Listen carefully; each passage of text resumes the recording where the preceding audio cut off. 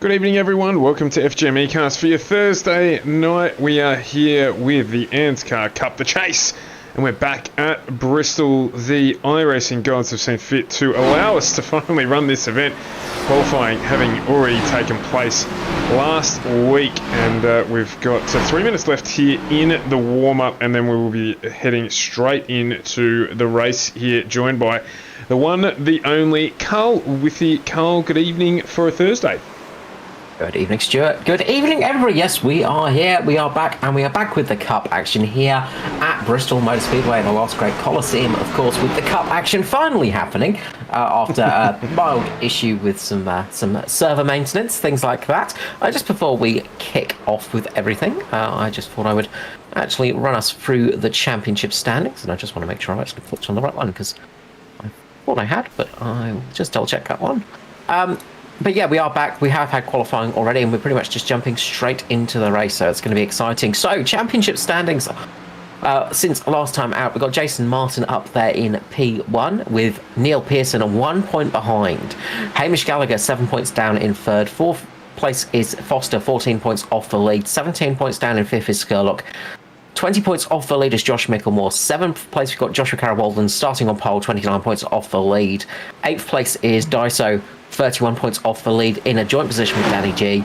Maddie Raymond is in 10th, 38 off the lead. And then we have Luke Trahere is the bottom of the chase, 41 off the lead. So it's still all to play for. There is not much between those guys. How will they all do tonight? That's the big question. Hopefully one of the chase drivers, Mr. Josh Micklemore, will be feeling a bit better from last night. He got stung in the eye by a bee yesterday, so had to drive the race with just one eye. So he is basically a pirate tonight. What was scary is how well he drove with one eye. Exactly, yeah. The fact he did so well just with one eye shows just how little impact that had. It was it was an interesting conversation after the race last night, and he dropped that little fact on us. But he's back tonight. Obviously, I reckon we're going to be feeling a little bit better from that one. That's for sure. Yeah, fingers crossed, and hopefully not eyes crossed for him. It should be a lot better, and hopefully he'll be able to see a little bit better as well. But it is going to be very close up at the front. As I said, Joshua Carroll-Walden did take pole last time out. Ryan Jones set the identical lap time as well, so he'll be starting on the outside. So it's side by side for those two, despite setting identical lap times. Second time Ryan Jones has done that. Now he's dropped that extra one off of the car. Hopefully that will give him a little bit less weight, so he can actually get that one step higher, gain a millionth of a second, and not have to start P2 next time. 2 times in a season, missing out on pole because you've set an identical lap time has to be very unlucky indeed. Yeah, and at the moment, it's just happening again here. Jones and Pearson fastest in practice with exactly the same lap times once again. So a 14.62 apiece there. Got a couple of drivers throughout. Obviously this is our first season with ANZCAR in the Cup, but I reckon you'd struggle to find any series where you've had not one, not two, but 3 occasions where the top 2 drivers have set exactly the same time. It's very rare to happen. I mean, it's not unthinkable. I mean, we had Jerez back in 97, I think it was, with Hill, Villeneuve, and maybe Hakkinen or Schumacher. I'm trying to remember now. My memory is going back there. I'm sure I will get told which one it was, but they said identical lap times, all 3 of them, for the qualifying in that race. So we are going to grid up here, ready for tonight's race for the chase of 2021. I was about to say that's not going to be a quiz question, because it's one that, albeit when you mentioned it, I remembered that actually. I wouldn't have been able to give you that answer. But anyway, we'll save some of those things for a little bit later on. We're 200 laps tonight here at Bristol. That'll go by in a flash. If you weren't with us for the Xfinity Thunder Series race here a week ago, there were a few cautions. In fact, I think there were 10 cautions over that race, and we were talking last week about how the drivers were going to manage here with this race. So 30 cars on track as always, and it could be, in fact there's only 27 on track tonight, sorry, so it could be another difficult race. Yeah, well, it'll be a little bit less on the track, so let's run through the starting order. So up front, we've got Joshua Carroll and Ryan Jones, but it's Wally, Foster, Micklemore, Urquio, Matt Hunter, Ruben Phelps, Gallagher, Russell, Pearson, Martin, Traher, Williams, Clark, Douglas, Griffiths, Skerlock, Stockton, Danny G, Witcher, Raymond, Patton, Jackson, Otto, Neil, and at the back is Andrew Dyson. So he's going to have to work his way through the field. It's going to be a tricky one for Dyson tonight. Yeah, absolutely. And I wonder how Joshua Carroll-Walden's going to handle this. He obviously is on pole position. He's got Ryan Jones on the outside in the newly rebranded Double One M&M's liveried car. So it's going to be an interesting start. And, of course, right behind them is Philip Worley and Edward Foster. So it'll be just grabbing the steering wheel a little bit harder, seeing Ryan Jones swerving up near the pace car in front of him. But aside of that, I reckon we're going to have a real firecracker of a start here. We are indeed, and it's going to be very tight. And look, with a few less cars on track, we might see a little bit less carnage than we saw in the Xfinity series. So hopefully people will be I imagine people will be a little bit less trigger happy as well. We've got 200 laps here tonight as well, so it's a longer old race to go. I mean, it is a very short lap, of course, of only less than 15 seconds, but it is still a long race to get through, and early on, it can be very painful if you take damage, so nobody's going to want to take that early hit. So Joshua Carroll-Golden is going to lead us away in an Atari Autosports car. He's got Ryan Jones on the outside. The pace car is going to come in, and we're going to go green for the Bristol round of the ANZCAR Cup Chase. Joshua Carroll-Walden gets a fantastic start. Philip Woolley on the inside gets a really nice jump as well, getting alongside Ryan Jones, trying to make that move early. Can't quite make it work right here. He's going to try now as they go through turns 4 and 4, all 3 and 4, and he hits Foster. Just goes up, tags Foster a little bit. That's put Foster down. Not a huge amount of damage on the front of Foster's car, luckily, so he shouldn't be too poor off with that. But any damage is not good damage. Meanwhile, up the front, we have got a move on from Ryan Jones. Ryan Jones making a move down the inside early. He gets down there. Joshua Carroll-Walden just scrubbing up the track wide. Loses a little bit of grip, running that very high line. Just runs up to the edge of the track, manages to save it, keeps it in first place for now. Yeah, Edward Foster would have had his heart in his mouth there for a minute with seeing Philip Worley just coming up the track there, managing not to spin off, which is good, and he'll continue on. In fact, he's just got back in front of Worley now in the number 53 Natari Autosport entry. Josh Micklemore up in front of him now as well. So Carroll-Walden and Foster will like the fact that there's two teammates up at the front. They've got to get back together there. You can see Mitch Motorsport starting to make their way through. Hamish Gallagher up 2 spots, 3 spots now already, in fact, as he moves up into 6th position. Yeah, look, it really rough start there for a couple of drivers, but away clean, no cautions at least. A few drivers making some good jumps early on. Damon Stockton moving way up the field, up 5 positions in 14th position. Ryan Jones just tagging the wall again. He tries a bit of a move this time though, tags the wall a little bit late, gets a really good run off the corner. He's going to make a run on Joshua Carroll-Walden here, and he's going to try and make it stick. JCW gets the outside. Ryan Jones loses the back end, manages to save it in a 4th of July M&M liveried car. Could have been fireworks there, luckily, though we did not see them. But Ryan Jones just saving that car. Another little tap into the wall. He's pushing early and hard. And that is going to affect his tyres a little bit later in the stint, of course. The harder you work the car now is the worse it's going to be later on in the stint. Philip Woolley just dropping down a little bit now. He's dropped down to around about P7 or 8, P8 now. So he's just dropped off a little bit off the pace there. So he's moved down. Lachlan Elko having a good start. He's up into P5 at the moment. He's right behind Foster, putting pressure on him at the moment. So Elko again having another good, strong night. And watch out behind him because Hamish Gallagher is working his way through the field as well. So Hamish Gallagher on the move. Big move as well. Neil Pearson up 5 positions. So at the moment, Ryan Jones just falling back into the clutches of Josh Micklemore with Edward Foster and Lachlan Elko in that group that's forming. It's given Joshua Carroll-Walden about a second gap up at the front of the field. So he will be enjoying a little bit of relief from the pressure relenting there, and Josh Micklemore's on his way. So Ryan Jones will be wanting to get a fair bit of damage on that right-hand front corner now of the double one M&M entry. So he's been up into the wall a few times, and that's impacted on the car. And you've got to be careful with that as well, because if you do hit the wall a little bit too hard, you will earn yourself an instant point early on, and those instant points can build up and eventually can get you a drive-through penalty. So you have to be a little bit thoughtful of that. Generally, a little slap against the wall is not too bad. but sometimes they can start to ping you a little bit for that one. And I'd say Ryan Jones has already probably got at least 1 or 2 instant points in this race. So something you have to be careful of later on in the evening. Just jumping on board with Andrew Dyson now. You spoke about him making his way up from the back of the field. He's up 5 spots already. He's just behind Michael Skurlock and Barry Neal there. So he's making moves early on to make sure he gets up to the front of the pack. Michael Skurlock will be another one who'll be looking to move up. He's dropped 3 positions off the start of this race.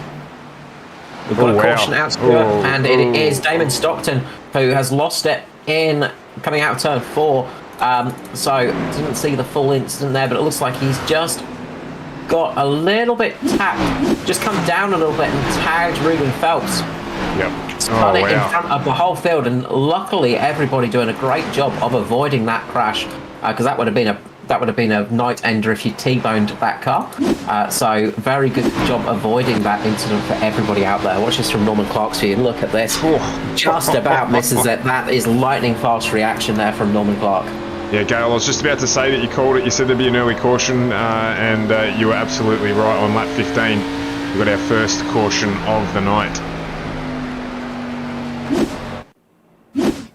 So Stockton will be able to keep going there. He's got damage to the back and to the right-hand corner of the car, Carl. But here at Bristol, probably not the worst place to get damage. Very much so. That's going to be a... It's not too bad. The main thing you want to be careful of is damage on the wheels. Yeah. Okay. Getting suspension damage. Yep. That's the thing you've got to be careful of. Even with motor damage, you can survive here at Bristol a little bit because it is not so power sensitive. So you can sort of just you always get a little bit of a breather, and you can kind of make up position still and still get a good finish with a little bit of engine damage. But if you get suspension damage, that's going to affect your tyre wear, that's going to affect how the car steers, and that's just going to make your night so very long, so very miserable, and it is going to cost you time constantly. Just jumped out here to the scenic view, so you can definitely see why it's called the Coliseum. A huge stadium here as well, so... obviously full for the ANZCAR Cup, but definitely would have been a cracking place to go. Yeah, very much so. 7th biggest stadium in the world, I'm pretty sure, off the top of my head, without my cheat sheet in front of me. But it is very much up there. It is a huge, huge stadium, and it is just such a cool-looking place. I mean, this is the sort of thing that we love about NASCAR. It's just this kind of thing. It's a spectacle. It is a spectacle. Absolutely. I don't think there's any motorsport that rivals it in terms of that. Trev, evening. Welcome to the stream. Yeah, tight little bullring. It certainly is. And I saw, Carl, you may know a little bit more about this than me. I just don't want to miss this going green. So if we do, we'll come back to it. No, the lights are still on. Confirmed that they're going to be running a stadium, a track built inside a stadium next season. Yes. So that's going to be at the start of the season for the... our brain is going dead now. See, this is the trouble when at certain times of the night, my memory loses out on things. But yeah, they will be running in the stadium for the first race of the year. They I can't remember what it's called now. Not an All Stars, no, not that. No. It's later in the season. Clash. That's the Clash. Well done. Yes, yep, the band. There we go. Yeah, I was singing "Rock the Casbah" in my head. Eventually, it got there. So that's going to be a really interesting one. It's a very flat venue, though. So that's one of the big things. It's going to be a very flat track. It is pretty much, there is no banking whatsoever. So it is literally just a very, very flat track. And that is going to make things interesting. It's going to be great to see the NASCARs out there, but seeing it in iRacing will be interesting. So we're going to go back to green here. JCW gets a really good start away. Again, nails that one. You can see Ryan Jones just up on the outside. He's just going to get hung up a little bit high. You can see Josh Mickelmore making a move. Can't quite make it work. Ryan Jones uses the up and over there and gets a really nice run off the corner to get underneath Joshua Carroll-Walden. Tries to make the move. Will he make it stick? Doesn't quite get the run off the corner. Gets a little bit of wheel spin off the rear tyres. That costs him a little bit of time down the straight. Looks like JCW's got better rear tyres at the moment, just better sticking capability on the rear of that car. It looks a little bit more settled. And he's just able to get the run off the corner where Ryan Jones quicker into the corner, JCW quicker out of the corner, and that's saving him those positions. Look at Neil Pearson trying to work his way up. He's next side by side with Foster at the moment, trying to make that move work. Can't quite make it happen at the moment. Still trying to make it happen. You've got a bit of a Mitch Motorsport bundle behind them with Josh Micklemore, Jason Martin, Hamish Gallagher there, and you've also got Philip Worley just in the middle of that. The two purple cars out on track next to each other, and trying to stop the Mitch Motorsports boys linking up together. Yeah, plenty of movement out of this caution period up the front here. Neil Pearson on a charge. He's up 8 spots now, or he would be had he returned it. He goes again. They're just swapping there with Foster, but he's up 7 positions at the moment, and charging hard is Pearson in the number 9 DPR entry. Yeah, really charging his way at the moment. It is a full charge, as you say, and Daiso and Barry Neal up 7 positions at the moment. Neil Pearson 7 positions as well. So the battle for most positions gained is a heated one at the moment. Who is going to get that one tonight? Usually we'd put our money on Matty Ray, but I've got to say Andrew Dyson might be looking good for that one tonight. Just a comment from Heigl. Welcome to the stream. In the comments saying we'd seen Denny Hamlin's number 11 on a Kyle Busch paint scheme. Guy must be a Joe Gibbs Racing team fan. So just talking about Ryan Jones, of course, there. Very much so. I think he's a Joe Gibbs fan, a bit of a Busch fan as well. Mr. Ryan Jones, and his lucky number 11, he's finally got it back this season as well. Halfway through the year, but he has managed to get it back. Of course, the numbers are locked in ANZCAR. You choose your numbers at the beginning of the season, and if somebody doesn't race theirs for a long time, then eventually it goes back up for grabs. And that's what's happened there. A lot of drivers running that very high line at the moment. The track's pretty clean as it stands. There's not much marbling, not much grit and dirt on the circuit, of course. Usually by this stage of the night, we've had qualifying, we've had practice, things like that. So there's a lot more marbles on the outside. Right now, it is clean as anything. It's as clean as a whistle out there. So the drivers are using it to their advantage. But later on in the race, as it starts to get a little bit marbly out there, expect drivers to struggle if they run up that high. They can just get a little bit of pickup on the tyres, and that can cause a little bit of a problem. It's kind of that sort of seesaw move, isn't it? The down low or in high, down out low. A couple of different driving styles coming to the fray in terms of track usage. So we'll see how that plays out throughout the night in terms of generating grip. Yeah, look, it's one of those tracks where you can sort of run a couple of slight different variations on the line. You're sort of not locked to a single position, but generally the line they're all sort of taking is the sort of preferred, the fastest variation of it. But you can sort of see there is slight differences between the drivers. Somebody like Josh Micklemore, for instance, will run a little bit lower than most people. He tends to run a slightly lower line than a lot of the drivers around him, and it's working at the moment. He's putting pressure on Lachlan Oakpio, and that's part of the reason he's running that line as well, is to try and put some pressure on Lockie Oakpio with that blue and yellow in his wing mirror, just to throw him out a little bit, give him something to watch in the mirror, and hopefully try and distract him a little bit so he can make the pass on him. A little bit further back, we've got Battle of Steve Williams working his way just past Jaden Russell as well. So there are a fair few manoeuvres going on, locked down towards the back end of the pack at the moment. Up at the front, it's not quite as frenetic, but Josh Micklemore is trying his best, and he's got a decent run this time round. He's got right on the bottom there, getting very low, can't quite make it work, but should be able to get it through this corner. Gets out in front of Oakpio. Oakpio will get better drive off the corner. Micklemore is side by side with him going into the corner, and he's just soaring away at Oakpio at the moment, just trying his best to pressure him up there, just get him a little bit too high maybe, just a little scrape against the wall so he can just slide up in front of Lockie. Lockie is doing a great job of defending though and keeping that position still, but Josh Micklemore it's a sort of an eventual situation, and there it is. Micklemore slides right up in front of Oakpio, seals his spot. Yeah, right from a distance, it's a good thing that Jason Martin's got the black bonnet on the Mitch Motorsport 21 entry, because telling him and Philip Worley apart is nigh on impossible.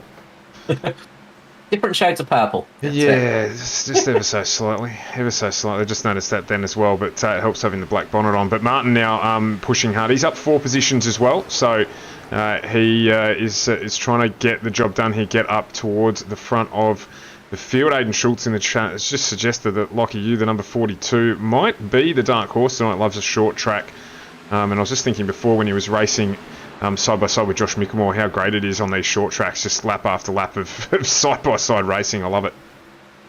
Yeah, very much so. And look, Jason Martin now just taking a little bit of a nibble towards that as well, as Wally's just slid up in front there. Lachlan is really good on these short tracks. Of course, the ARC champion earlier this season, taking that title out. So he did a really good job on the short tracks, just dominating that series and taking out the victory there. Man on the move at the moment is Michael Skurlock. He's working his way up through the field. 7 positions gained. He's up to P11 now. Just trying to chase down Double D. Dave Douglas, of course, in the 199. Dave Douglas just sitting happily in 10th place, 6 positions gained for himself. Those guys are trying to work their way up to the field to try and catch up to this epic battle between Hamish Gallagher, Lachlan Urquio, Jason Martin, Philip Worley. Looks like Lachlan Urquio has just lost a little bit of speed here, as he is pulling back a little bit. He's just dropped off the back of the Bitch Boys, and he seems to be just struggling a little bit at this stage of the race. So we'll see how this one pays out for him. But Hamish Gallagher in the 13 is getting that move done, and he's going to slide down on the inside of Lachlan, and I would say that move will be coming pretty soon. And just behind them, gets a little bit wild between Josh Mickelmore, Dave Douglas, and I think that might be Darren Stockton, who's gone a lap down, as well as Phil Otto. So a couple of those cars just getting past position. Meanwhile, Josh Mickelmore's working his way up past Edward Foster in the 53. So Mickelmore is on a bit of a charge now. He's decided it's time to go, as we've hit lap 49 of lap 49 of 200. So we've still got 151 remaining. Just in front of him as well, Neil Pearson has put the pressure on to Ryan Jones and has managed to make his way past as well. So 2 changes for position there, with Pearson moving up into 2nd and Mickelmore moving up into 4th. Yeah, really nice job and really nice way of working his way through the field at the moment. Neil Pearson, not the best qualifying down there in 11th, but getting up to 2nd place now. He's got to try and catch Joshua Carroll-Walden, as it looks like Lachlan Urquio and Hamish Gallagher have had a bit of a coming together. Big incident between those two, as they've just got across the start-finish line. Urquio has... I'll wait for the replay on this one. Yeah, I'll just bring it up now. So he's just bounced up into the wall. So Urquio just got caught up in the wall there. Bounced down into Hamish Gallagher. Big spin for Hamish. And then caught him right in the rear again, taking off that rear panel of Hamish Gallagher. And a good job of everybody avoiding the forward-facing Hamish Gallagher there, because he could have got a big hit into the nose. Yeah, it's disappointing for him, but absolutely a racing incident. It happens, particularly at a track like this. People getting up into the wall. So that's going to cause a flurry of activity down in pit lane. We've got race leader Joshua Carroll-Walden up into the pits. I say up into the pits, down into the pits, along with the rest of the field. So we'll jump through here, get some juice and a fresh set of tyres, as we're a quarter of the way through this one. Yeah, it's going to be a great opportunity for those guys to come in and get some fuel and tyres to possibly get them close to the end of the race if we run green. It's going to be a bit tight, but they have got the possibility of making it, of course. One of the tricky things in this place, of course, is there are 2 pit lanes as well. So your eyes don't deceive you. There are pit lanes either side of this circuit. So a few cars will be in different pit stalls. So that can sometimes throw you out a little bit. If you get into the wrong pit lane, that can cost you dearly. Like we were just saying, big fan of the Mitch team paint schemes. They're appealing, got the knack for the American style race series. Yeah, the guys right throughout the field put a lot of effort into their liveries. It's a really good thing to see. Generally running a modified livery each year. So I know that some of the teams are already working on their liveries for next season. So they certainly take it seriously. And also the admins make sure the numbers are, the right feel and look, and it pays off.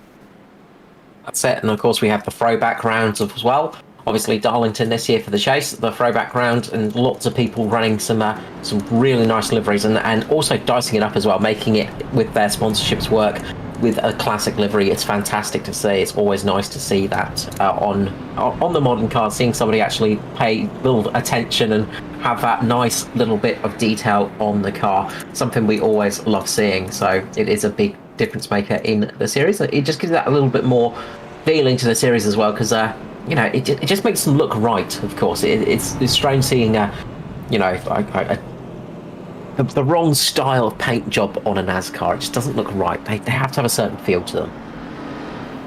Yeah, I had a go at making a livery once and gave up because I don't know enough about it to do it properly. We're just having a look at the Aussie Esports livery. A lot of work went into that bad boy. That looks really, really good on the stream with Ruben Phelps. He's got the silver fern on the side there. That's it, and his teammate Aiden Schultz unfortunately not in the race tonight, but with the kangaroos and the emu on there, it's great to see, and it's an absolutely stunning livery, and great job done by Ruben with that one. He put a lot of effort into that one, and it's again, it's just that thing of it just gives it that extra little bit of character. The pace car has come in. When will JCW drop the loud pedal? He does it now. Gets a really good restart away from Neil Pearson on the low line. JCW pulling away nicely. Ryan Jones trying to get up there quite quickly. He doesn't want to fall back again. He's pushing his way up there, but Neil Pearson knows he needs to make it go now as well. Pearson trying to get the move done on JCW. Can't quite make it happen right here. That's given Ryan Jones the opportunity to get down on the inside. Pearson and Jones getting very close together as they get across the start-finish line, giving themselves a little bit of room to race. Jones is still trying to make that low line work. Can't quite make it happen at the moment. JCW, meanwhile, is defending off Pearson. Now Ryan Jones has fallen back into the grasp of Josh Micklemore. Will he be able to take up P3? Not quite this lap.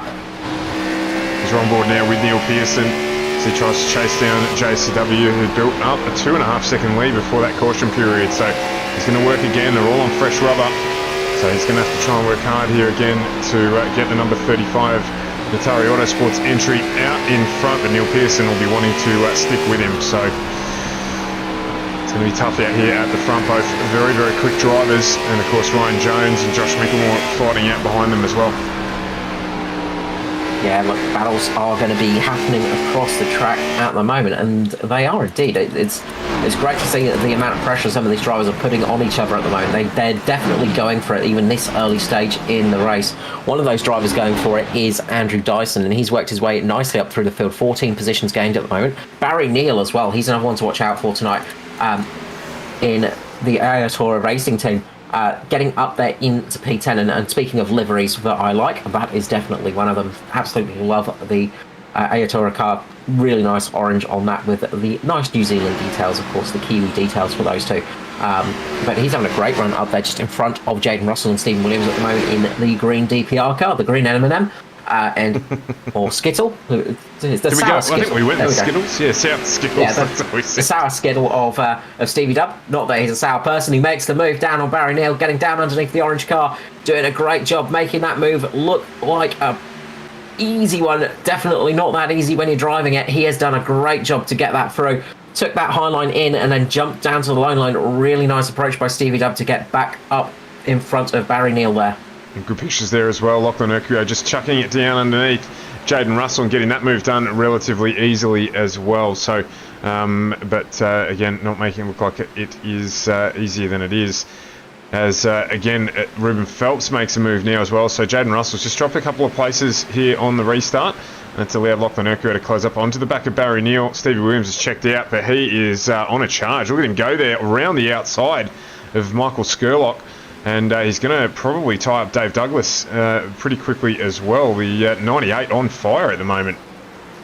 Yeah, he is on an absolute charge, it seems. I think a few people are thinking about that those fuel numbers to get to the end of the race from here. They're sort of having a bit of a ponder about that. And Stevie Dub's just like, no, I'm just going to go for it.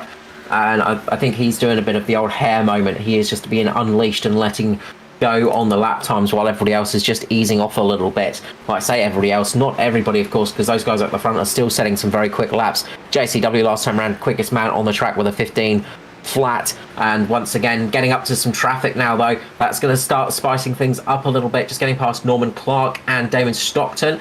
JCW just having to weave his way through the traffic. Ryan Jones just getting caught up there a little bit as well. Foster now working his way through the traffic too.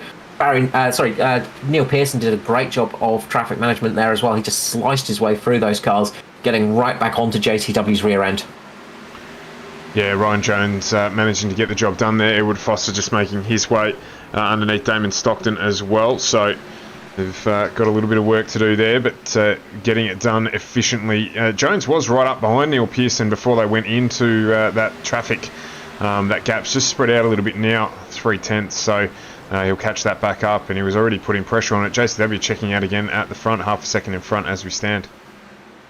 Yeah, he's got some good pace tonight, JCW. He seems to really be on it here, setting great lap times and just very consistent as well with the car placement, just able to get that car working where he wants it to work. That Natari car, Natari number 35, is looking very solid out there tonight. Same as the 53 as well, a little bit of damage on the front. We saw a little bit of contact between himself and Ryan Jones earlier on, so just that little bit of rubbing. Or was it Wally? I think it was Wally, actually. Yeah. Wally. So just that little bit of rubbing between those two, but no major damage on those cars. They're just a little bit tattered. Sorry. So that's not the end of the night for those guys. Certainly hasn't impacted on the pace, that's for sure. So Foster and Jones and Pearson all doing almost identical lap times the last time around, but Joshua Carroll-Walden faster than the lot. So he's just opening that gap up ever further. It's out to 3/4 of a second now, and he'll be happy with that. Another car on a bit of a charge is Michael Skurlock. He's flying his way through the field at the moment, just getting onto the back of Stevie Dub. So the 350 getting onto the back of the 98. So watch out for the Welsh Wonder trying to work his way through the field at the moment and trying to get up into a little bit of a better position. Of course, Skurlock part of the chase, of course, so he's going to want to get a good finish at the moment. He's got a lot of his rivals in the top 5. The only driver not in the chase in the top 5 is in the top 6, I should say, is Ryan Jones. So he's the sort of fly in the ointment at the moment for the chase part of the championship, but Ryan Jones is out there to try and win races, so he's got no constrictions about championships and things like that. He's out there to have some fun and actually get the race wins as well. So people like Skurlock, Dyson, they need to have a good result. Same as Luke Traherne and Danny G as well. They're looking for those good performances tonight to keep their chases alive. At the moment, the lowest chase driver is Hamish Gallagher. After that incident, he's a lap down at the moment, and he's just a position away from Matty Ray, of course, another chase driver. Yeah, probably really wants to try and make his way past Damon Stockton, Hamish Gallagher, if he can, because that'll mean that he'll be the highest placed if there is a caution, so he can get that lucky dog, get back onto the lead lap, and you just never know what can happen. Get a couple of cautions in a row, might play out in his favour, and he can resurrect his evening. Yeah, he has to work his way past Stockton and now Matty Ray, so Matty Ray just falling back a lap, already down in 23rd position, so the leaders are setting an absolute sizzling pace at the moment. They are really getting some good runs out there. Jones into the wall. Just that little tag for Jones again. He's really running it on the ragged edge up there, just running so close to the wall. You can see that was a big hit. He's almost using the Gran Turismo method of the old wall rider. But yeah, he's just getting it right on that wall and just curving it around with that. Just sometimes they try for the air pocket against the wall. He's just using the actual the concrete pocket and making that one work for himself at the moment. But up the front, we've got Neil Pearson making a move. Oh, we got a car round. Wow. Joshua Carroll-Walden's gone round with that as well.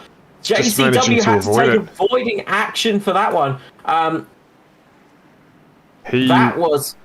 Will he retain the lead?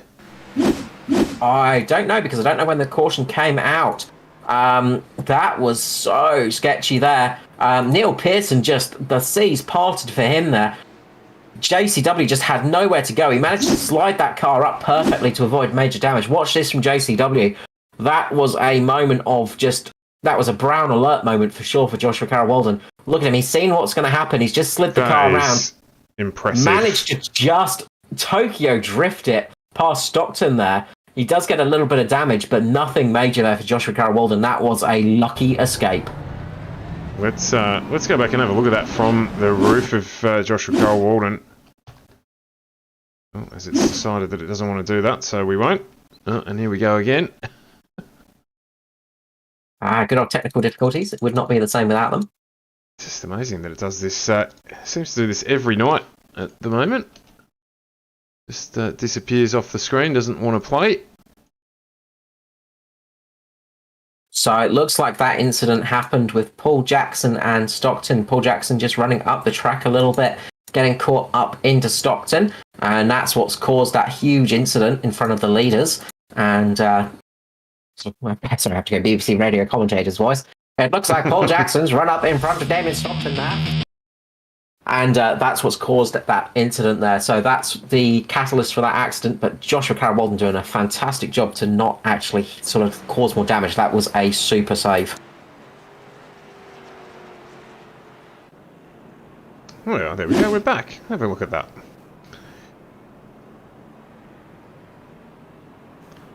Absolutely. The live pictures. Yeah, I have absolutely no idea why it does that, but anyway, technology is a fickle monster. So we've had a few cars coming into pit lane as well. So a few cars stayed out there. So Ryan Jones, Dave Douglas, Andrew Dyson, Jaden Russell stayed out there, as well as Justin Witcher. Looks like Stephen Williams is the first guy from pit lane. Neil Pearson came in as well. So quite a few drivers decided to come into pit lane and do some stops there. I'm wondering if Stephen Williams maybe only took some fuel because he was quite quick in the pit lane. I'm just going back to have a little bit of a look-see at what happened in pit lane. So I'll let you know exactly what happened there. No, Stephen Williams actually missed. I think Stephen Williams went in the wrong pit lane. I was about to say, I think he might have missed his box. Yeah, so that's what's happened to Stevie Dubb, I think, is he's just gone in either the wrong pit lane or completely missed the box. So he's just gone for a bit of a trip through pit lane just to make sure that our timing and scoring is confused. Yeah, because it didn't register as a stop for him at all, but did register him in pit lane for 20 seconds. So he's just done the old trundle through. So that's going to put a big disadvantage on his evening. Everyone else who has pitted will be able to run from here to the end if it stays green. Well, they will be able to do it. It's going to be touch and go for people like Ryan Jones, Dave Douglas, Jaden Russell, and of course Stephen Williams as well, and Justin Witcher. They're going to have a tough one. They've also got to start on some slightly older tyres that have done around about 38 laps as well. So, got to be careful on the restart not to spin up those tyres. The good thing for them though, is they now have an extra set of tyres for the end of the race. So if we get another couple of cautions here, they could be looking good. The pace car lights have gone out. Of course, you're limited to 4 sets of tyres tonight. Ryan Jones gets away, manages to launch that car off the corner very well on those old tyres. Really good restart for him. Same with Daiso as well, and Dave Douglas. All 3 of those drivers getting away. Good job from them. But those fresh tyred cars should have a little bit of an advantage. It's not usually a huge difference here, especially with those few laps on the tyres. Sorry, excuse me. So don't expect to see a big difference as Ryan Jones up into the wall again. Relatively big hit there on the right front. That's going to give Dave Douglas a bit of a run here, and I think Dave Douglas in the 199 might actually make a bit of a move on Ryan Jones. Might see that one soon. Neil Pearson on an absolute flyer though. Look at Pearson already up there behind Ryan Jones and Dave Douglas. So Pearson in the red skittle in front of the orange skittle of Andrew Dyson. The DPR Skittles team are doing a great job, of course, running their way up the field. And Neil Pearson is, of course, on fresh tyres. So he has got a big advantage right here. You can see Ryan Jones, again, just getting up into the wall. And this is going to give Pearson the opportunity. Pearson's just got to get underneath here. And he's going to get sort of blocked in a little bit with Dave Douglas as well. Dave Douglas is going to keep it to that low line. Ryan Jones up into the wall again. That's going to give Pearson the opportunity. Pearson's going to get a good drive off here. They're going to go 3 wide into the corner. And he's going to ease off. Ryan Jones falls back a tiny bit. Dave Douglas manages to keep the nose in front of Neil Pearson at the moment, but Pearson should have the grip to get underneath him, and he does. Pearson takes the lead of the race from Dave Douglas. Great drive there from Pearson. 3 wide here at Bristol. That's something you don't want to see too often. Bit scary. Look at Joshua Carroll-Walden as well. He's working his way up. He's right behind Dave Douglas at the moment. JCW, we know he's got pace in that car. Obviously has a little bit of damage now as well. Right on the outside of Dave Douglas there. No fear shown from Joshua Carroll-Walden. Just absolutely sails it past Dave Douglas. And he's going to try and catch up to Neil Pearson now because he wants to get that lead back. That is for certain. Obviously not too much damage on JCW's car. That's good news. Yeah, no, ever so slight damage on the front of it there, but you actually struggle to see it. It's just on the right-hand front corner there, but not significant whatsoever. It won't have affected the steering or anything. Did a great job to avoid that, jumping on the anchors and controlling the 35 entry, and he's now hassling Neil Pearson. The thing we want to look at right now is just a bit further back. Ryan Jones is become a little bit of a cork in the bottle. A few cars getting past him as well, but there is a whole swarm of angry cars all around him at the moment, trying to get past him, up, under, over him, round him, under him, through him. Doesn't matter. They're going to try it. And you can see there, they are just absolutely flying through at the moment. So those old tyre gambles not paying off. Lachlan Urquio having a bit of a blink in front of them. Hopefully that stabilises. You do not want to have a connectivity issue here at Bristol. It's a bit scary. Up at the front, though, JCW's right on the back of Neil Pearson. Now the battle for the front is very much on. We need about 400 different cameras right now to try and catch all the action because it is frenetic out there. Yeah, absolutely. JCW doing a ripping job here. He'll be disappointed, is the polite word, with always just gets into the wall a little bit there, but he'll be disappointed with what happened in front of him. And he'll be focusing now on getting back into the lead as he comes up on the back of the 2:31 entry of Paul Jackson, who just quite politely stands to the side and lets him through. Yeah, look, off the early incident, I think Jackson just be taking it a little bit easy now. He's 3 laps down in this race, so he's just got to resettle, get things redone in his head, have a little bit of talk to himself, and just get himself back into the swing and back into the focus of the track. And that's something that is tricky to do sometimes, but you can do it. Meanwhile, Michael Skurlock making a move on Dave Douglas, trying to get up past Josh Micklemore as well. So this battle is also very much on. You can see Ruben Phelps in the background there too. So this is an absolutely fantastic battle going on at the moment. We've got 93 laps remaining here at Bristol with some fantastic racing action going on. The battling is definitely heating up on track. There's that 3 wide, Ryan Jones, Luke Trahere and Matt Hunter just behind this one as well. So Ryan Jones is free falling down through the field. He's going to have to pull in and get some tyres on that. He won't particularly want to do it under green though, because he will go down a lap, but he's really struggling at the moment for pace. Might happen anyway, so keep an eye on what happens there. Andrew Dyson currently he is doing the same thing, so he's just up here on the high line. Scott Griffiths just gone past him as well, so bit of a challenge for those who didn't pit. They're really struggling on the tyres that are over 50 laps old now. Yeah, they definitely are. Look, almost 60 laps on those tyres now. Dave Douglas, the highest of those runners in P11 at the moment. He's kind of making it work as it stands. He's managed to build up a fairly decent gap as well for Dave Douglas, so he could make this one work out a little bit better than some of the others. Meanwhile, there's a great battle going on between Lachlan Urquio and Jason Martin a little bit further down the field. The 42 and 21 battling it out, and the 53 of Edward Foster sitting in behind there, with the battle between Micklemore and Skurlock going on too. So it's all across the field at the moment with fights going on for positions. I've really got to say, up the front is still very tight as well, as Jason Martin tries the inside of Lachlan Urquio.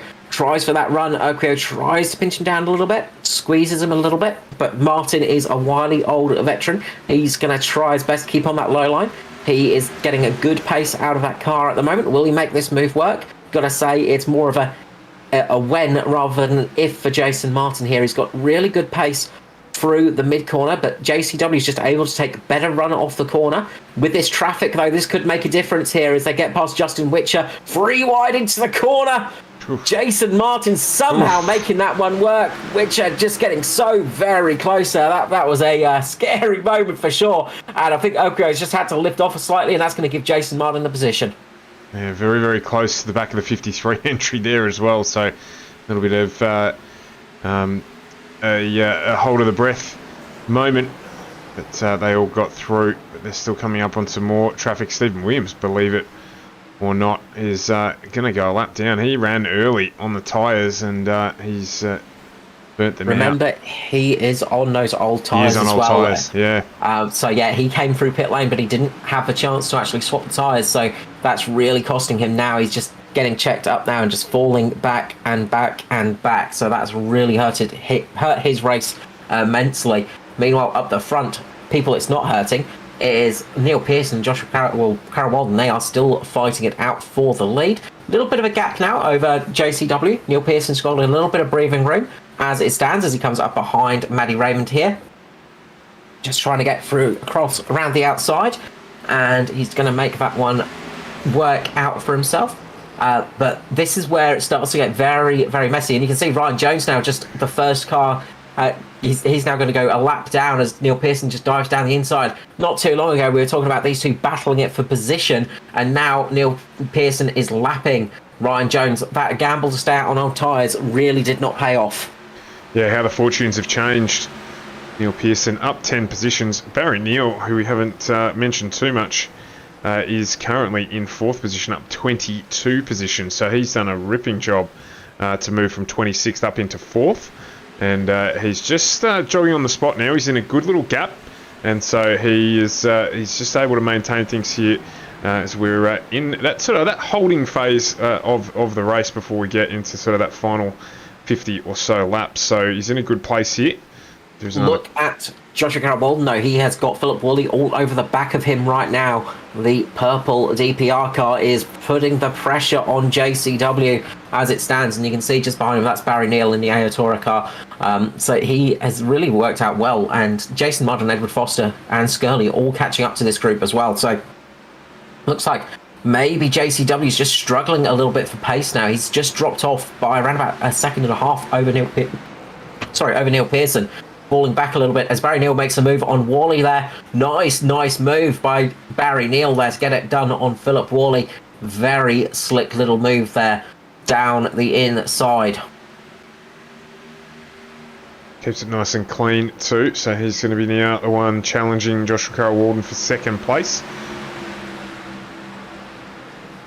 And you've got to say, it looks like with that pace in the 22, he's going to make that pretty quick. The 35 looks to be dropping off a little bit now and just struggling a tad, and maybe there's a little bit more damage than we can see, and he might just be damaging the front tyres a little bit more than he wants to, and now he's just struggling for pace as he loses front grip.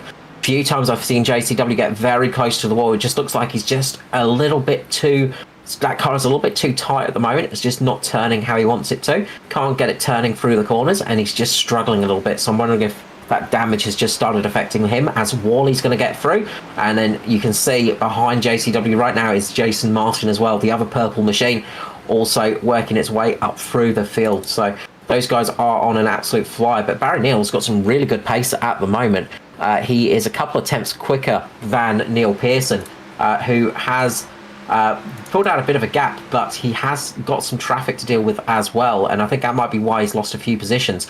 Just passing his teammate of Andrew Dyson and Jaden Russell as well. Jaden Russell and Dyson having a battle out on track at the moment, and that's costing Barry Neal quite a lot of time because he's stuck behind those two cars, and I think that's what happened to Neil Pearson as well.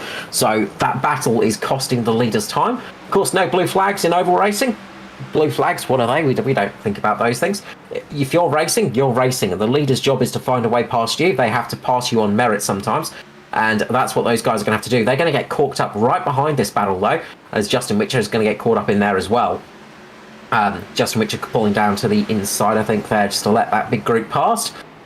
And he does indeed, and that's given Barry Neal the opportunity to just slide his way past Jaden Russell there as well. So this is going to give Barry Neal the opportunity to try and chase down Neil Pearson as well. So that battle really costing those guys a lot of time. Neil Pearson managed to pull out about 1.5 seconds, so about 1.25 second gap over the rest of the field. He did fall back a fair bit when he got caught up with those battling cars. Yeah, absolutely. So I need to think about here. Jason Martin's got past Joshua Carroll-Walden as well, so he's now fighting with Philip Worley just behind these two here. You can see them there. It's a punch out of the Purple Warriors. Jason Martin, he's just got some pace now at the moment, hasn't Jason? He's lapping faster than our race leader. Yeah, I think Jason's just been sitting there and just almost sandbagging a little bit, just not quite pushing it as hard as he needs to. Waiting for his moment as Stephen Williams has gone round on the infield. Looks like we might get away with that. We might not get a caution out. So Stevie Dubb's getting that car back underway. I'll just try and figure out what happened there. Looks like he's actually made contact with Urquio. Just up into the wall slightly. Urquio maybe just made a little bit of contact with him. Just go back to have a little bit of a look at that. There it is on screen there now, yeah. It just looks like he's slowed up a bit. Maybe missed a gear. Just slowed up, and Lachlan just tagged the back of the car there, so a little bit of a weird one. No, think it was just Okio was just carrying a little bit more speed out the corner. It wasn't much difference in speeds, but Okio just caught the wrong part of the car. Good save by Stephen Williams there. Just put a little bit of just shifted the weight on that rear axle, and it just caused him just to slide a little bit. So that was it. But right now, Barry Neal is reeling in Pearson. He is absolutely on the fly at the moment. The Kiwi is coming and trying to make the newly engaged Neil Pearson pay for leading this race. So big congratulations to Pearson there on his engagement. But Barry Neal has got a great amount of speed at the moment, and he is really flying up behind Pearson. He is indeed. Just close that gap down from just over a second to within 2/10 now. You can see he's closing in there. Heigl agrees with you that Neil really is reeling in at Neil Pearson. So, and he's going to make a challenge here for the lead of this race. He's taking that low line, trying to make it work for himself. Doesn't quite get it that time round, but it's a statement of intent there. So he is really trying to force that position. You can see Pearson going really low to defend that spot. Now that's going to cost them both speed. So that's going to be good news for somebody like Philip Wally and Jason Martin, because it's going to slow both of them down a little bit as they battle it out for the lead of this race. So after Pearson came down quite low, you're going to sort of think, Barry Neal might think about trying to take that high line round next time. So he's going to go low again. Will Pearson try and close the door? Doesn't quite have enough of the car in front this time. They're going to be side by side going down the back straight. Barry Neal doesn't quite get the drive off the corner on the low line again. You see side by side, so very close to each other each time round. Barry Neal is really putting on the pressure at the moment, and you can see just how much time it's costing them as those two purple cars catch up to them. Meanwhile, former race leader Joshua Carroll-Walden has fallen down a little bit. He's now battling it out with Josh Micklemore and Edward Foster, but we'll keep our eyes on the front, I think, because this battle is the one that might be for the lead at the moment. And you can see that Neil is really trying to get this one working. He's really trying for that low line, but can't quite capitalise on it at the moment. But the big gainers here are going to be Wally and Martin. Yeah, Martin putting the pressure on Wally as well. Just dropped off a little bit as it looks like we're about to have a change for the lead. No, just still not quite able to get it done. And now lap traffic, Lachlan Urquio. Currently running P15. He's about to get involved here. They're going to get by quickly, they will. Yeah, look, Urquio just keeping to that low line just costs Barry Neal a lot of time there, because Neal just could not keep it side by side there. And that's forced him back a little bit, and that's going to give Philip Wally the opportunity to try and make a little bit of a move. Barry Neal right back on it, though.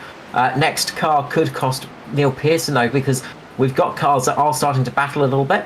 I think it's going to be Justin Witcher again, just getting past there down the inside. Justin Witcher just steadily going along at the moment, up there in P22.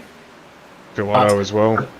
The pace of these front runners is just absolutely on top of everything. They've passed a few cars multiple times now and are really on it at the moment.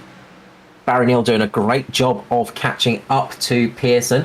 He's once again all over the tail of him. Meanwhile, a little bit further back, Edward Foster's trying his best to get past his teammate of Joshua Carroll-Walden. Josh Micklemore's managed it, though. Micklemore has managed to get past JCW, getting through there. And Michael Skurlock is now the one that's on the move. He's catching up to Jason Martin, Philip Worley, and Neil Pearson and Barry Neal as well. So one to watch out for is going to be Scully. He's going to be coming up soon, as once again Barry Neal tries for that low line move. Can't quite make it work, but will he make it this time round? Gets a good run into the corner, just needs to get the run off the corner. Can't quite make it work there. They're still side by side. Barry Neal's going to go in side by side with Neil Pearson this time. He's got the car just slightly in front of them. There's a little tiny tap between them. Nothing at all there. If there was no tap, then you could not fit a cigarette paper between those two cars because it was so close. Great driving awareness by both those drivers, but this has given Jason Martin the opportunity. Look at Martin and Worley sitting at the back there like sharks smelling blood at the moment. They are there to pick up any scraps they can and make the move if anyone makes a mistake. Absolutely. Who would have thought right now we'd be 4 cars deep in the lead pack. 156 in. Gale wants another caution just to get everyone out on new tyres for a good strong run to the finish. Would make things interesting. Well, you say 4 cars strong. Yeah, I was about to say. It's 5 cars now. It is now. As Michael Skurlock makes his way onto the back of it. It's going to get very, very interesting very, very quickly. Pearson's done a great job defending the lead here from Barry Neal, who was flying when he got up onto the back of Pearson. So just a mixture of the lap traffic and some good driving from Neil Pearson keeping him at the front. Yeah, and a nice defensive work as well from Philip Worley as well in the other DPR car. Neil Pearson's teammate, of course, he's doing his best to keep Jason Martin behind in 4th position, but he makes a little bit of a mistake, and this could be Martin's chance. Meanwhile, Barry Neal is seeing his opportunity as well. Neal getting a nice run on the bottom. Pearson into the wall. They make contact.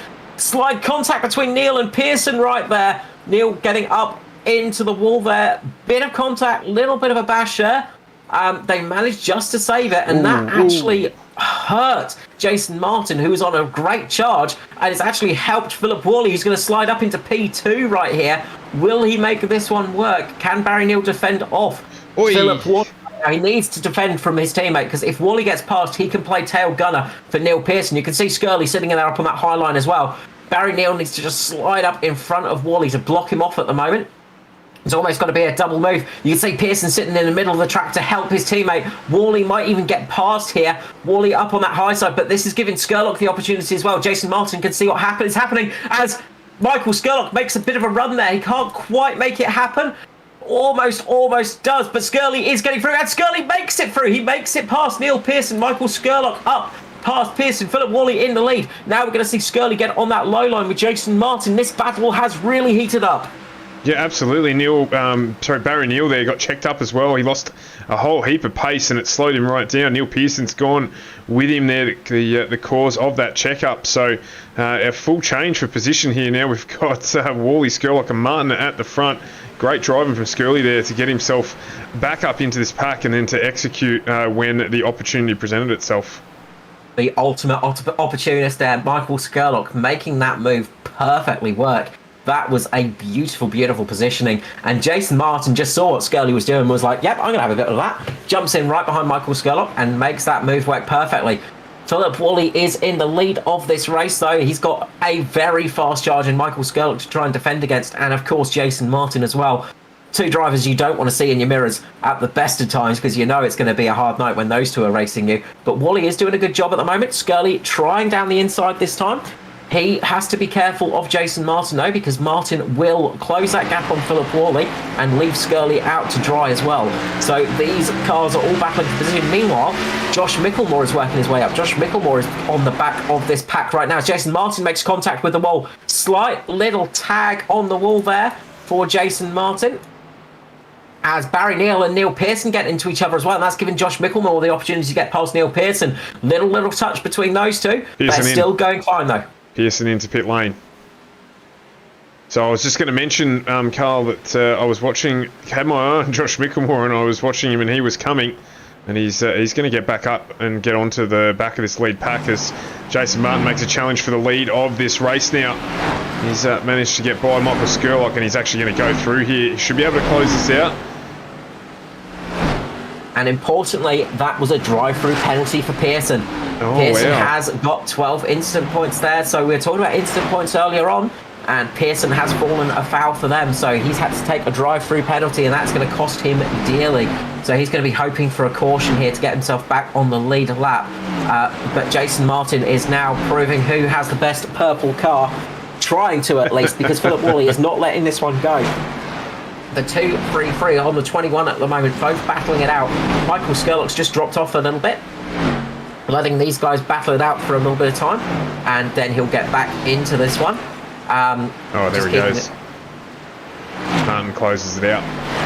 Great job there, Jason Martin. Meanwhile, Barry Neal, Josh Micklemore battling it out with each other, and they have got Neil Pearson right in front of them, who's just rejoined the track after going through pit lane. So Barry Neal will probably want to just keep an eye out on that one. We do know, one of the things about NASCAR is sometimes drivers have a little bit of the red mist descend and may make a little bit of a moment of just tapping a car just to say they're a little bit displeased. So that might be one to watch out for later in this race. Meanwhile, Skurlock is making a move on Worley as well. Skirley getting down underneath Philip Worley makes that move done very well. So really nice job from Skurlock and Worley. That battle is ongoing. Meanwhile, the Aotearoa car of Barry Neal has not managed to get past Pearson. That was his teammate, sorry. So that was his teammate getting through. Neil Pearson just in front of him still. So Jackson through. Pearson and Barry Neal get into each other. And there it is. There is the paycheck for Barry Neal. That is a big bite out of the wall. And that's going to cost Barry Neal a lot of time there. Right-hand front corner heavily damaged. And another 4 incident points there for Neil Pearson. So I don't know when the re-application comes, whether it's just outright cull. Is there another 17? So if you hit 17, that's it. You're disqualified. So yeah, that's if he gets another 1 or 2 incident points, that's it. We might see Barry Neal disqualified. So Neil Pearson. Pearson. Not all that loved in the chat, that little bit of activity there, I can tell you. So we'll see what happens about that one maybe after the race, if anything. It's Paul Drady and Riley Curtis, not fans of that type of activity. No, that was definitely a payback manoeuvre if I've ever seen one. Usually drivers are a little bit more subtle with that kind of thing. It's one of the things about stock car racing is if you get into somebody in the night, you can usually expect them to come back at you at some stage. But most of the time, they're pretty subtle about it. Let's say not all the time, but most of the time they're a little bit more subtle. That was definitely a proper check there, and very much a bit of payback on the track. Absolutely. Chat's just getting into it. The Fosters are all okay with it because that's NASCAR, Robbins Racing. I love it. Anyway, we've taken ourselves away from what is now Jason Martin out in front by 2.3 seconds and looking strong.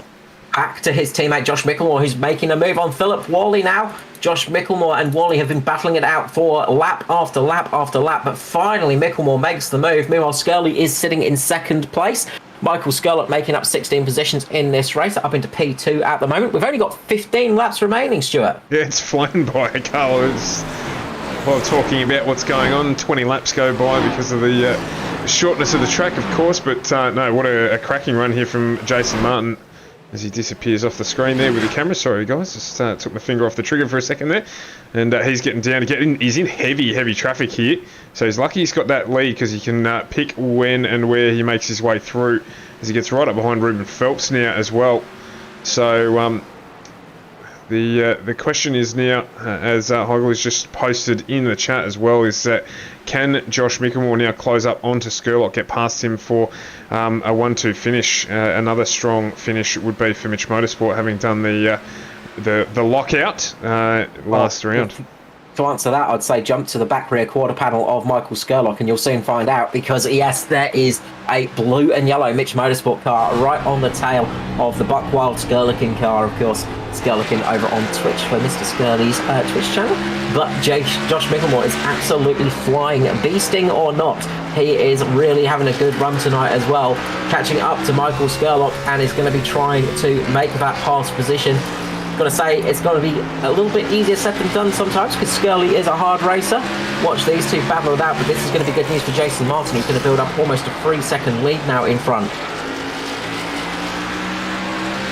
Yeah, Dave Douglas is doing well on old tyres. Riley Curtis has just pointed out as well. He's back up inside the top 10. And it looks like there Josh Micklemore has done that. Is closed out. So at the moment it is a Mitch Motorsport 1-2. Contact. Luke Traher tried to make a move on Foster. He saw an opportunity as Foster was trying to get past Neil Pearson. Luke Traher just gets a little bit of contact into Pearson and uses Pearson as a braking point. Luke Traher has got a great run at the final stages of this race as well, so watch this battle going on. Also, Joshua Carroll-Walden, former race leader, has just fallen back a little bit, so Dave Douglas moving up into the top 9 now. So he's in 9th position on those old tyres, doing a great job of eking that car around, doing a very nice save on that one. So that strategy not completely paying off for him, but it is working. But the battle is between Foster and Traher at the moment. Those two are really, really nose to tail. You can see Trahera has got a lot more speed than Foster, it looks like, at this stage of the race. Really doing a great job catching up to him and really putting on the pressure of Edward Foster. See the 43 getting down the inside. Nightcall racing on Natari there, side by side as they go through the corner. It's going to be Luke Trahera's going to get a good run off here. Foster trying their best to make a little bit of contact. Foster up into the wall. Contact again, rubbing away these two are. That is the kind of racing we love. These two are very much rubbing away. But I think Trahera's got it here. Trahera seems to have a little bit more speed, and he does slide up in front of Foster. Very, very nicely done. Great bit of racing there between all involved. And now there are cars on much fresher tyres flying their way past as a few people have come into pit lane to get some fresh tyres. And those guys are absolutely flying out there. You can see the difference being made. But Jason Martin still in the lead. Josh Micklemore in second. Michael Skurlock in third. He's got Philip Wally all over the back of him at the moment for that position. Will Wally be able to make that pass in the 2-3-3? Trying his best to. Can't quite make it happen at the moment. But watch out for Danny G as well. Sitting in fifth place. He's gained 15 positions in this race in the third Mitch Motorsport car. Danny G, the 24. The blue entry of the Mitch Motorsport now. The very light blue and white colouring. Is on a bit of a flyer and catching up to these guys, but there are only 2 laps remaining. Not much time for him to make a move. It's going to be tricky for him. Yeah, absolutely. And he's just got Phelpsy in front of him there. He's just held him up a little bit. That's given Skurlock a break and just giving him that small gap that he needs. And it's going to be very, very tough from here for Philip Wally to get it done as we get the white flag out on track. And it is going to be Jason Martin, who's now about to go past Dave Douglas, position 9. So he has had a cracker, and he's about to go through and take out the win. Sorry, Stuart, as he's taking the win, as soon as he takes that checkered flag, jump back to Danny G in the 24. Danny G making a move. Danny G getting past Skurlock and Wally on this final lap. Danny G is going to move it up. Oh, my. In third position for a Mitch Motorsport. 1, 2, 3 at the end. My goodness me. Second lockout for Mitch Motorsport. We didn't even talk about Danny G. He's just come from nowhere. 17 positions. Sneaking his way through the field there. That was a drive and a half for Danny G. Going unnoticed through most of that race and just sneaking it up there at the end. Danny G... fresher tyres as well. So I think Danny G, he done 3 stops on my chart. So yeah, he has. Yeah, no. I think that might have picked up him going into pit lane just now. Yeah. But yeah, great run from Danny G there. Really, really nice run from him to make his way up into P3 and lock it out for Mitch Motorsport. That was a last minute deal for that team there. But Jason Martin taking the victory. What a win for him. The really nice drive from P12 to first. Well deserved for Jason Martin. And look at how clean that car is as well. Barely a scratch on it. Once again, showing that he can just get it home without too much trouble. Although he did have to use 2 sets of tyres tonight. So that does go against him. Big thing as well here. Got listed that Neil Pearson disqualified. Yes. So I did just notice that. That has big I was going to mention that one. So Neil Pearson DQ for the race. So he must have hit the cap on instant points because I saw him disconnect a little bit earlier. But unfortunately, Danny G was too busy getting on the highlight reel for me to actually mention that one. But yes, that is going to have huge implications for the chase because he was right up there. Neil Pearson was sitting in second position, just 1 point behind the winner, Jason Martin. So that is the perfect scenario for Jason Martin tonight. Dave Douglas just posted up in the race chat that his right-hand front tyre, of course, he didn't stop. He only did the one stop. Right-hand front tyre had 15% tread remaining at the end of the race. 15% is still some percentage. I'm not sure what he's complaining about. Plenty. He just likes to moan Mr. Douglas, of course. Just whinging away there. That could have gone for another 50 laps or so. So yeah, he was fine. Nothing to worry about there. No, epic save there from Dave Douglas. Really nicely done. One of the only cars to make that single stop really work out. Jaden Russell also doing a good job on that single stop strategy. He finished in P12. So it wasn't not necessarily a terrible strategy, but it did seem like that pit stop in the middle of the race was the thing that won it out. And again, won it out for a single team. Once again in the chase is another team lockout for Mitch Motorsport. Congratulations, all three of you. Thank you. Cheers, guys. What a bloody race. Danny, Hell yeah. Danny G, just got to say, mate, I finished the race with a massive smile on my face. I'm not sure that we mentioned you at all during the stream, and you've just popped up at the end there in third. What a drive. Yeah, that was pretty awesome, actually. Pretty proud of that. Yeah, it was very much a moment of, I think with about 5 laps to go, I said, watch out for Danny G. He's coming close behind Wally and Scully. He might be able to challenge for those positions. And then next thing, we cut back to you, and you're getting past both of them on the final lap, getting the 3rd position in the race. Brilliant. How did you do that? I was just patient all race. I mean, I made a mistake early. I didn't mean to, but on the warm-up, my pit stall was on the back stretch, and because a couple of people didn't make the field, it accelerated or jumped me to the front stretch, so I completely missed my pit box the first lap. I went from 12th, I think, all the way back down to the rear of the field and had to do it all again. But no, I just tried to be patient and keep my nose clean. It is Bristol, and just sort of when I saw people battling, you just sort of stay off them a little bit and save your tyres until you can get a run on them, and it seemed to work towards the end. Well, it very much did work there, because, yeah, as you said, you made your way from not a desirable starting position right up to the front there to lock out another Mitch 1, 2, 3. Again, so far in the chase, it's been a team lockouts, hasn't it, really? It's something special so far. Obviously, it was a bit chaotic out there tonight, but you looked like you kept your car pretty clean throughout all of that. Yeah, I think I might have made contact with a couple of people, just little rubs, but I finished with a 0x, so nothing too bad. I don't think I hit the wall. Yeah, I'm pretty happy with what happened. No, congratulations on the P3, and obviously this is pretty good news for the chase as well. Yeah, that should be some decent points for me, and especially for this team. My first 1, 2, 3 finish in the Cup Series, so yeah, pretty happy with that. Well done, boys. No, congratulations again, Danny. Any personal shout-outs you want to give tonight? Yeah, just the team, Josh, Jace, Hamish, and Bob King for the paint, and yeah, you guys for the broadcast and everything that happens. Not a problem. Yeah, we'll save the full sponsorship shout-out for the end, because, you know, as much as we love repetition here, I mean, you know, we don't want your sponsors getting too much love. Next up, we will head to the one-eyed man himself, the pirate, Mr. Josh Micklemore. Congratulations on that PT, mate. Yeah, cheers, guys. I've got about half an eye now. It's not too bad, but yeah, last night it was tough. 1.5 eyes. Okay, that's fine. Yeah, you'll be right. Congratulations on that PT finish. That battling at the end looked pretty full on.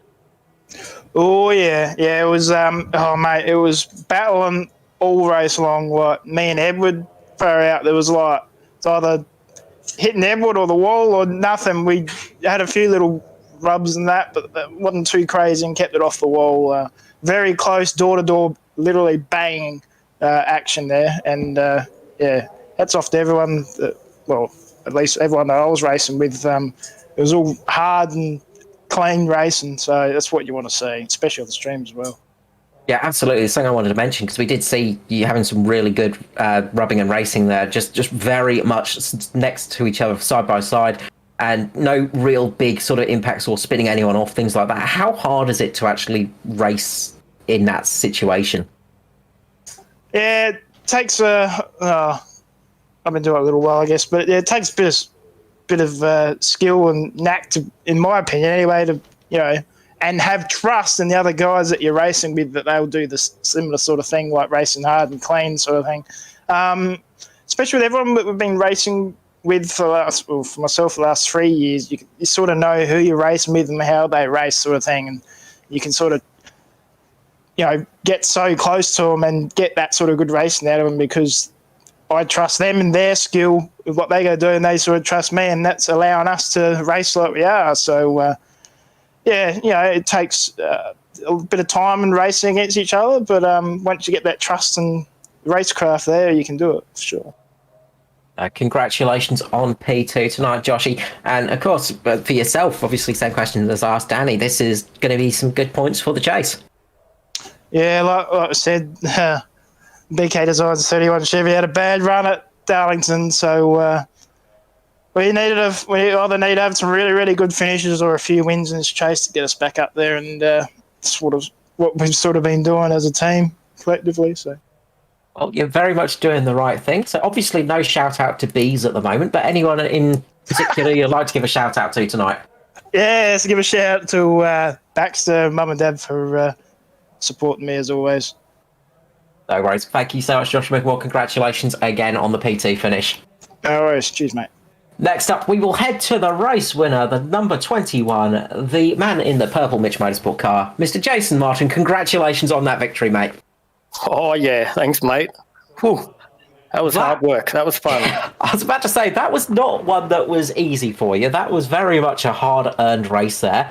Racing at the end as well, we saw you pretty much racing all the way from that final caution. It did not look like it came easy for you. Oh, it definitely wasn't. I didn't want to burn up the tyres fighting too hard because I had a feeling they wouldn't make it to the end on them tyres. So I had to try and be patient, but I also wanted to get past and be able to relax in some clean air. But yeah, it definitely wasn't easy. I would have liked it to be easier, but no, that was great fun. Obviously, the Mitch accountants are going to be pretty unhappy tonight because you did use up more than one set of tyres. Any comments on that? Well, like I said, we spared some in the truck race, so we saved plenty of money there. So they were happy with us, and we had a full set for this race, and I was going to make sure I used them. They gifted you one extra set of tyres tonight. That's good to hear. It's nice that they're actually letting you have an extra set of tyres now and again. Now, how much did that final caution help you out, just managing to get those tyres and know that you had it pretty much to the end of the race? Well, luckily I did a race here the other night, and I knew how long I could make my tyres last. And I knew that others would struggle to get more than 120 laps on their tyres. So I felt pretty comfortable when I saw that yellow and was hoping it would stay green.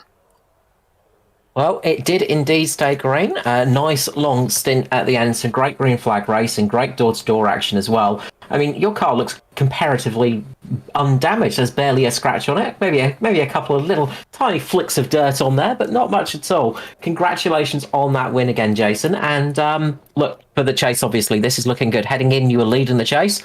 This has got to be a good confidence booster for you.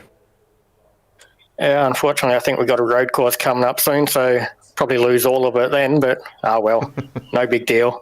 Oh, we got Las Vegas and Talladega to come before you head to the Roval, so there's a little bit of leeway there. I mean, Talladega's not known for its lottery-like action, so you should be fine there. No, not at all.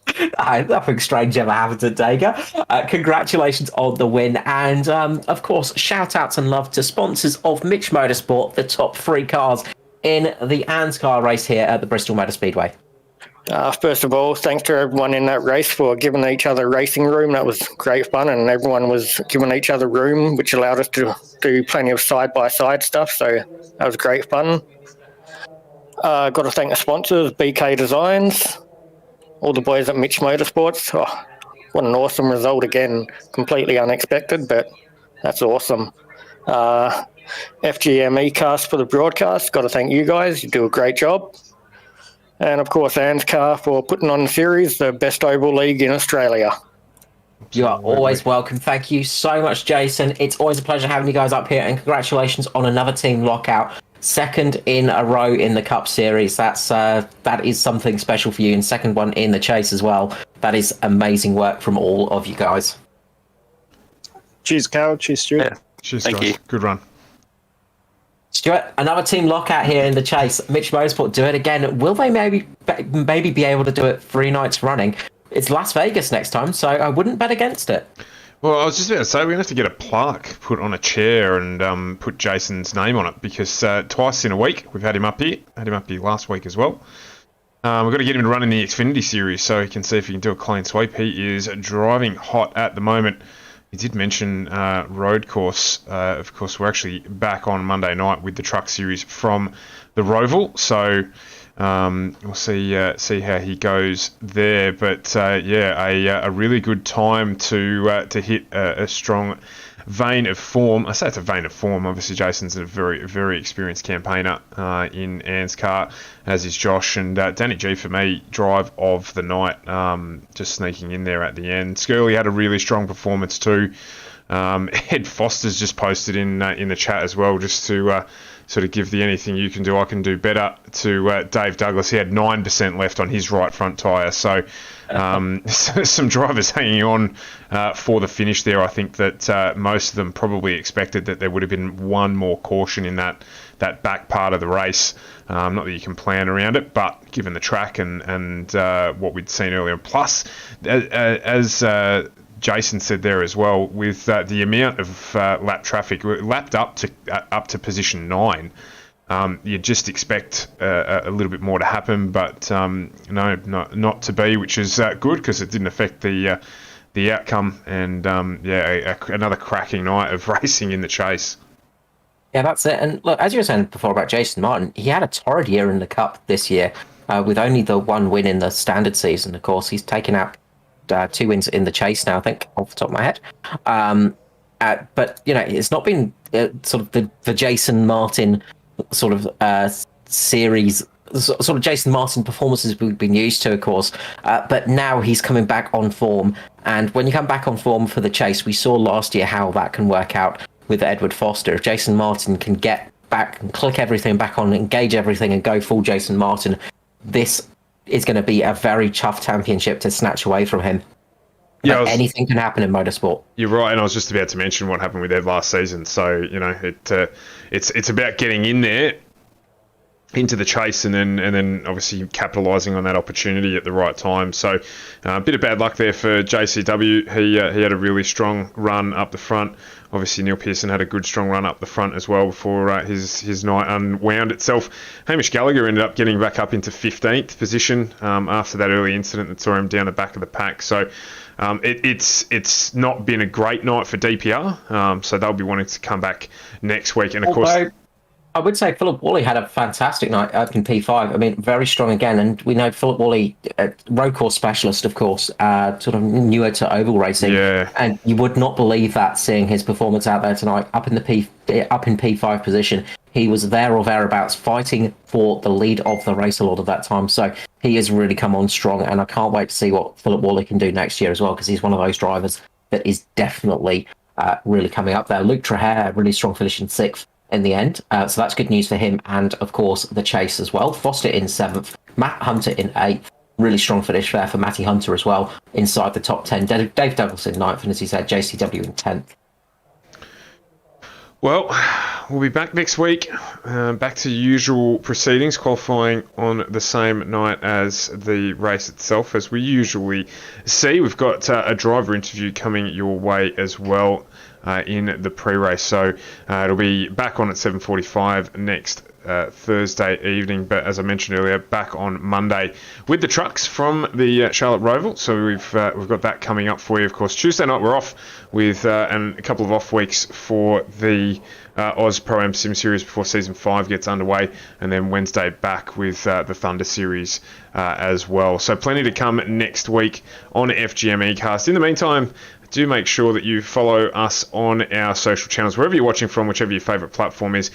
Be sure to follow us on YouTube as well, where we are posting our other content other than just the live streams to keep yourselves entertained. And there'll be a couple of highlights out of tonight's race that we'll pull out and have a look at into that as well. So have a look at that one.